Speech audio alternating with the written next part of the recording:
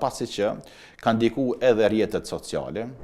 Jo, në Kosovë është në rritje, pasi që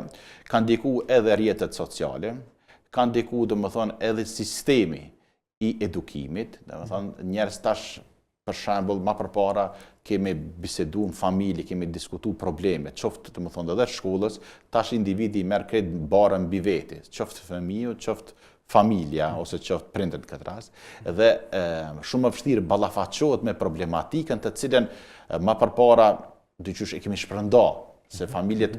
shqiptare janë njohur për edukimin dhe për bashkëjetesën, e cila në shumë raste këto sfidat e ankthit, të cilët shumica edhe nuk e din që kanë ankth, ose çrregullimet e ankthit, po mendojnë, shkojnë, e vizitojnë kardiologun, e vizitojnë qendrën emergjente, e vizitojnë, bëjnë analiza të pafundme në klinikën e biokimisë ose në për QKMF-t, mirë po rezultatin ose zgjedhjen nuk e kanë, për arsye se janë vetëm duke prek në për